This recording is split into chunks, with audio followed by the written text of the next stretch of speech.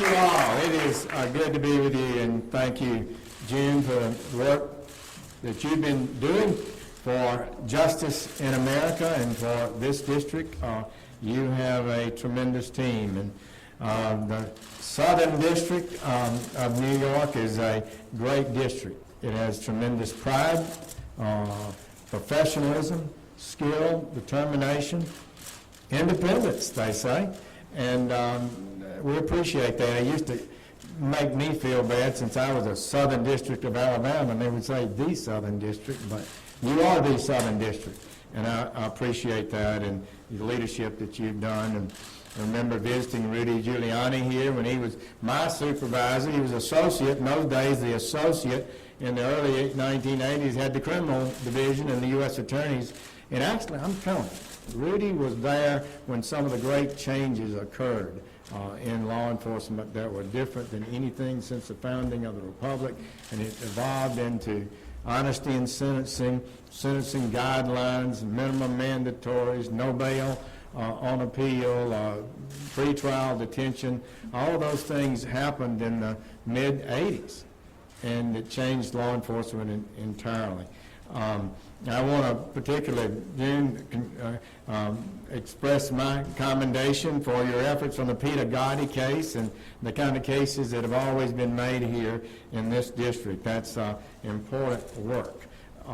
We planned this trip a couple of weeks ago, I guess, for the purpose of talking about national security. It's a big issue for America. We've got some key legislative battles that are out there we need to get done and have the right result on. And we, of course, had no idea what would happen Tuesday. But it's a really dramatic definition of what we need to do and why what we're doing is so important. And I want to first offer my condolences to the families of the victims, those who've been injured, and to the people of New York for the losses that occurred Tuesday. We express our deepest sympathy for that. To the families and friends, we say we are going to bring anyone that was involved in that, the perpetrator, to justice. I know you'll be committed to that, and so will the Department of Justice. This latest tragedy showed, once again, the bravery of the police officers that serve us every day. In particular, of course, I want to mention Officer Ryan Nash of the 1st Precinct. His quick response, courageous action under pressure prevented the attack from getting worse. He's rightly regarded as a hero today, not just in New York, but across America. He symbolizes the best in law enforcement. I remember at the Capitol a number of years ago, I saw a young officer just racing past me, and there was a shooting outside the Capitol. He didn't know what was out there. Could have been a gang of terrorists with automatic weapons and things. He was going to the fight. That's what our law enforcement officers do. We need to validate them. We need to affirm them. And we need to, if someone in a department does wrong, they need to be punished. But we need to affirm officers who serve us every day, put their lives on the line for us. This morning, I attended the roll call with officers from the 13th Precinct, some of whom responded to the 9/11 attacks. It was an honor for me to meet with them. They embody the highest ideals of law enforcement and public service. And the people of New York should know that they have one of the finest law enforcement institutions in the country, maybe the finest. I certainly was more impressed after leaving today than I was when I came. We know, those of you in the federal government know, that 85% of law officers serve at the state and local level. This administration cannot succeed in our goal of reducing crime without our state and local partners. We're all in it together. The president, New Yorker, law and order president, and he's serious about it, gave us 3 orders. One was to back the men and women in blue. And we take that seriously. I hope you will take that seriously, because these are the frontline folks that make us safe. The second order was crack down and dismantle transnational criminal organizations, ISIS, gangs, cartels, terrorists. Those are high priorities always for the federal government, our federal prosecutors, and I know you'll focus on that. And thirdly, we got a directive, an order from the president, simply to reduce crime in America. New York is reducing crime. America, the crime is going up way too fast. I've seen it. I observed it. When I started as a young prosecutor in the 70s, crime was going up every year.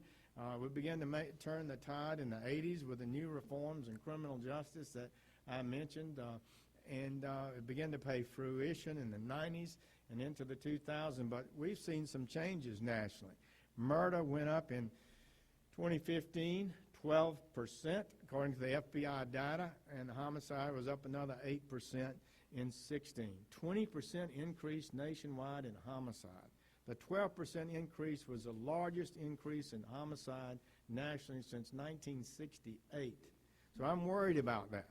And I take the president's charge seriously. We embrace that charge. We, as federal officials, need to be working with our state and locals to see if we can't reverse that trend. And the most important thing I think I learned today was a reaffirmation, friends, that if we do the right policies, we can impact crime. This is just a stunning development, how much New York has brought down certain violent crime incidents in this city, 3/4 maybe.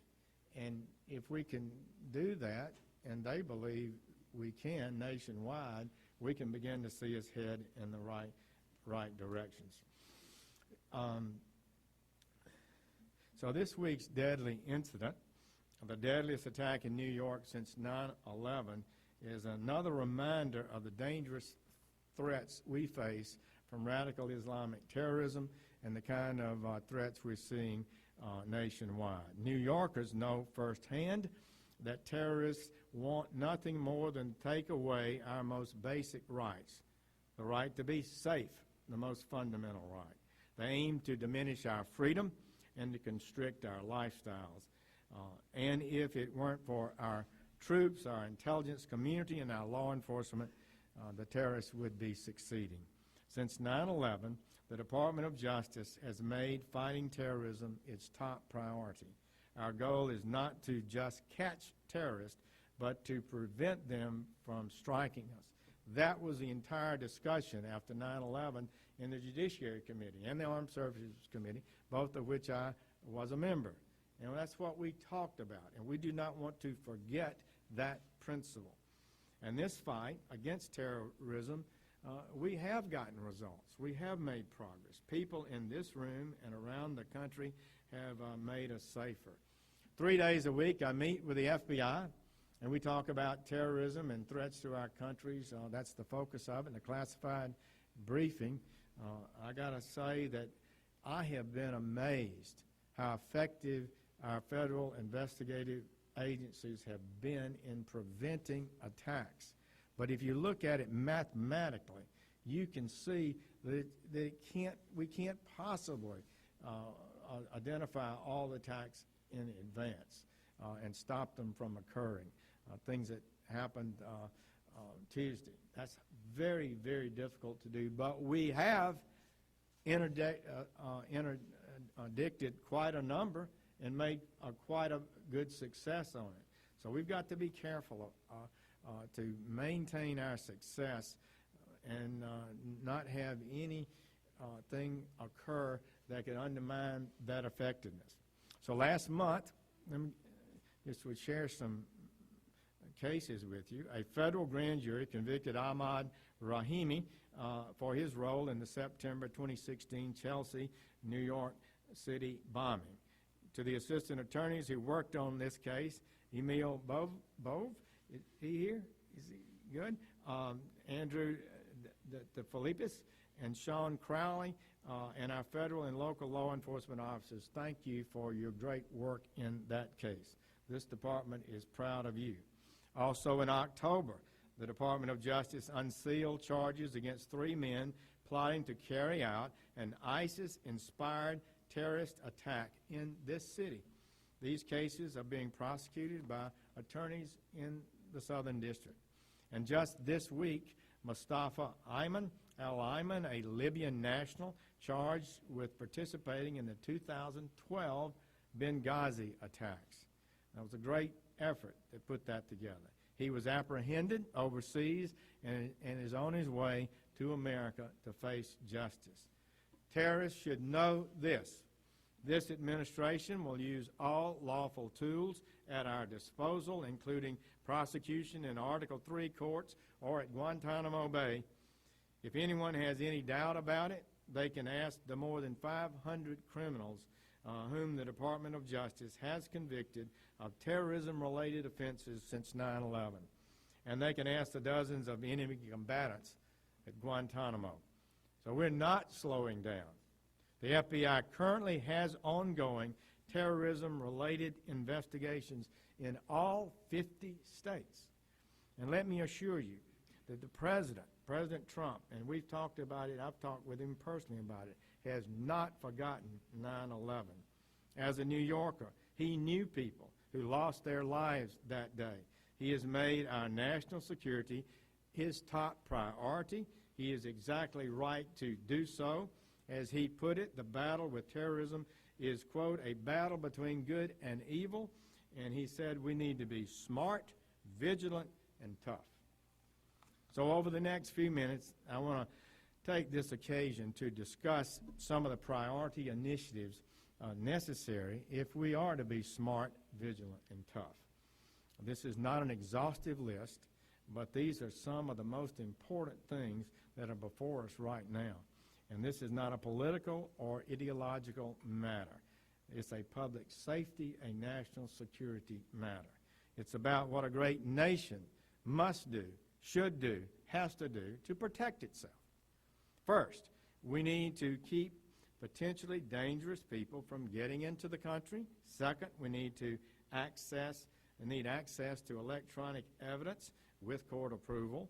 And third, we need to lawfully, aggressively surveil non-citizen terrorists overseas, all of which we can do, are doing, and we need to be more effective at it, and we don't need to have those abilities constricted legislatively. The President is determined to keep terrorists and their sympathizers from infiltrating the country.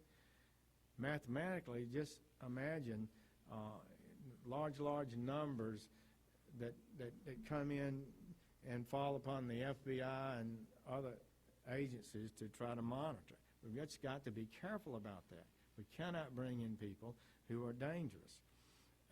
The President knows since 9/11, most of those convicted in our courts for international terrorism-related crimes have been foreign-born. The Department currently has ongoing terrorism-related investigations against hundreds of people who came here as refugees. As you all know, we expend enormous manpower and resources on these investigations, as well as on the hundreds of domestic cases that are inspired by foreign terrorists. So the FBI and our officers do heroic work, but it is simply not reasonable to keep asking them for more and more without maintaining and putting in place policies that make it easier for them to be successful and that make us safer. And the President was right to issue his executive order, the travel ban, so-called, to ensure proper vetting. We're going to slow down. We identified particularly problematic countries and areas of the globe where terrorists are nested, and we don't have any support from local government to actually do an effective vetting. And these are countries that have failed to properly carry out their business so that we can have records and documents to know who people are. So how do you vet people from North Korea? How do you vet people from Syria when there's a war going on and violence, and nobody is going to check the criminal records of individuals who apply to come here? So the President has a legal right to take this action. Congress has authorized the President to completely stop travel from certain countries if it would be detrimental to the national interest. That's exactly what the President did, and he did it to keep us safe. A small number of dangerous countries where some of these terrorist groups are nested. We are proud of your office and others who have defended these orders. There's been some negative, adverse district court cases, but already the Supreme Court has indicated and stopped some of these injunctions in a very significant, even a majority of the injunctions now are in force, and we're continuing to proceed in an effective way. And I look forward to a victory in the Supreme Court. I believe these orders are legitimate. It's vested in the President of the United States, the responsibility to defend us. He is entitled to make judgment decisions, not courts. The CIA reports to him. The Department of Defense reports to him. The State Department, the FBI, and it's his responsibility. It's a commitment he made to the American people. Any president makes to the American people. So I think this is lawful and proper. We need to get that done. The President's goal and direction and policy was to implement more rigorous, more effective vetting processes. He called it extreme vetting. That's a way to communicate. People understood what he was talking about. And he made these decisions because we continue, as you know, to face grave security threats. And he is not afraid to talk about it directly and boldly. Further, the President's separate action to reduce the flow of refugees into our country will reduce the likelihood of potentially dangerous people getting here. We're going to take more care on this. It will also take some of the pressure off the FBI and our local law enforcement by controlling and vetting better, more carefully, those requesting entry before they are admitted to our country. The President has also laid out a set of principles on immigration reform that will make us safer. First of all, by building the border wall there, and which impacts drugs as well as crime, and requiring legal status to get a job. And this plan would dramatically cut down on illegality in our system, and it would help us keep better track of who've entered the country. And just as importantly, the plan would switch us to a merit-based immigration system. He would abolish the diversity visa lottery, replace something I have advocated for over a decade, which I think makes no sense, and to replace it with a point-based system like is used in Canada and Australia. This is the best way to ensure our system is benefiting America, which it should do. We don't use random chance in college admissions, and we don't roll a die to hire people. By the same token, a lottery tells us nothing about who might be entering our country. So a merit-based system would be a boon to our economy and our wages. Of that I have no doubt, but it's not just an issue of economic security. It's an issue of national security. A merit-based system, by definition, would be safer than a lottery or even an extended family-based system. So we want the best and brightest in America. The President's plan is essential to protecting our national security while banning drunk drivers, fraudsters, gang members, and child abusers. So a bill to switch to a merit-based system has been introduced in Congress by Senator Tom Cotton and David Perdue. It's called the RAISE Act. I think it would take us in the right direction and help our national security. We need to be aware that some people who come here radicalize after they come here. Just yesterday, the department unsealed an indictment of a Turkish man who was living as a legal permanent resident in New York. He left the United States to join ISIS and then used social media to recruit people in the United States. Europe and Australia to join in the campaign of terrorism and hate. According to the indictment, the defendant allegedly urged on a suicide bomber in Iraq, and he boasted that he had sent 20,000 jihadists to ISIS territory.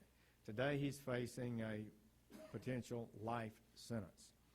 The largest category of counterterrorism cases in the United States under investigation today are of people who were inspired by ISIS. Since President Trump took office, ISIS has been on the run in Syria and Iraq. General Mattis and his team have done a very, very effective job. At one point, ISIS controlled a landmass the size of Great Britain and a population the size of Michigan. But now their capital has fallen and they are on the run. We've done it with a minimum of U.S. forces on the ground, and it's taken some time, but I think it's been proven to be a very effective strategy. Very proud to see what's occurred there. We simply cannot have ISIS dedicated to the destruction of America and what we hold dear, holding a nation state somewhere in the world from which they can launch attacks on us. It's a matter of big importance. The number of Americans traveling to join ISIS has declined dramatically. It's not a winning cause. They're on the run. It's not something that I think should be very attractive to anybody who's subject to those kind of possible choices. But terrorist networks are becoming increasingly decentralized, harder to track. Terrorist groups increasingly use social networking sites to recruit new members and lone wolf attackers around the globe. They can use encrypted communication channels to plan their crimes, some of which can be carried out with a matter of hours. The Department of Justice recognizes that terrorist tactics are evolving, and we are adapting our own tactics to meet the challenge. We can never stand still. In this kind of world, they will adjust, and we must adjust too. Which brings us to the second point. To investigate terrorism, we will need access to electronic evidence that lawfully we can obtain. Too often, technology companies have not cooperated with law enforcement or even to comply with court orders sometimes. Over just the past year, the FBI was unable to open access to nearly 7,500 mobile devices that were submitted to their computer analytics response team for evaluation, even though there were court orders and legal authority to do so. That's the technological difficulty we're facing. We can only imagine what the consequences of not getting that information could have been.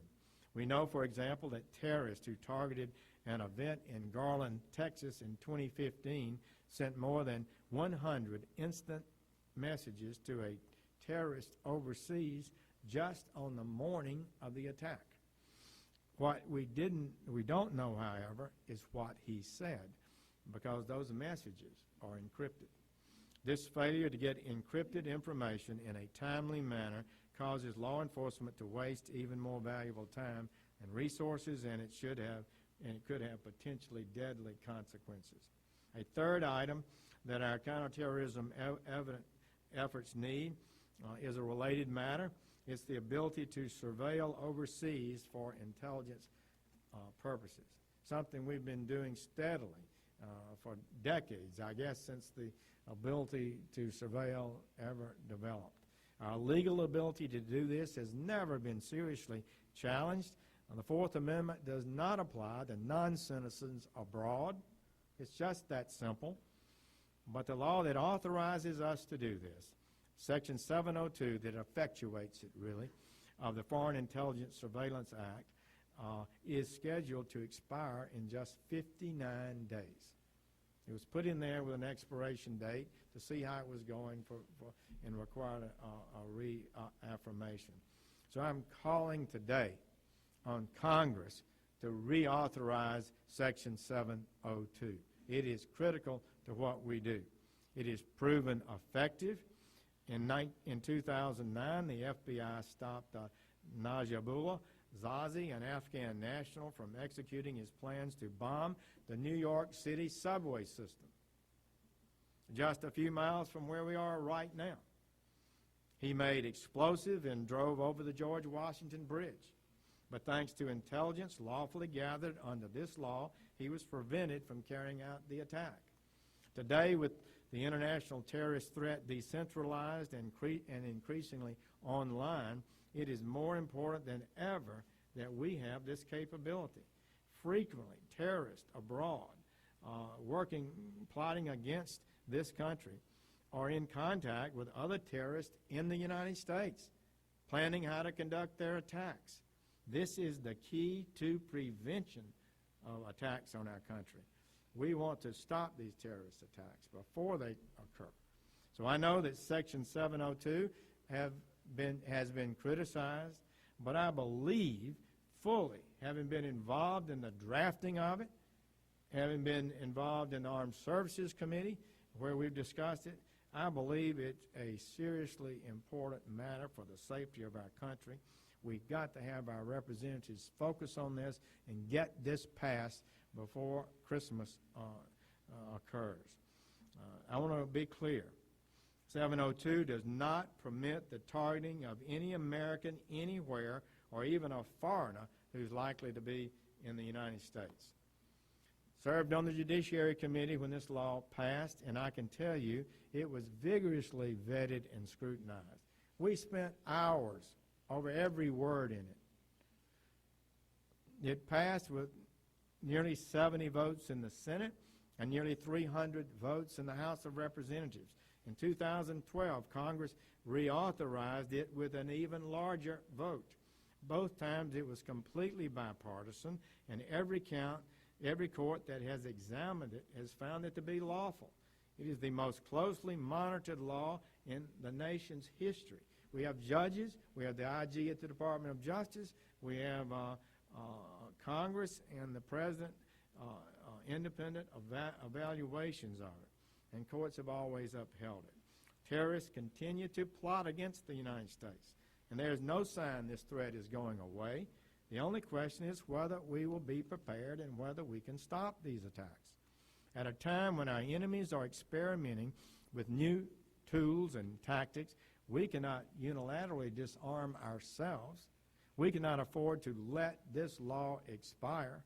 And so I respectfully, urgently call upon Congress to once again reauthorize this law and ensure that our intelligence community does not lose this tool, and ensure that we don't go backwards in the war against terrorism. In law enforcement, we're always adapting to the challenges of the moment. We're always trying to hit a moving target, but we can get results, and people in this room have proven that. You have done fabulous work. So I'm confident that if we take these steps that I've outlined today, we work with our state and local law enforcement partners, we will rise to meet whatever challenges face us in the future, and we will keep the American people safe as we are charged with the responsibility to do. Thank you all for what you do. God bless you, and I look forward to working together in the future. Take care.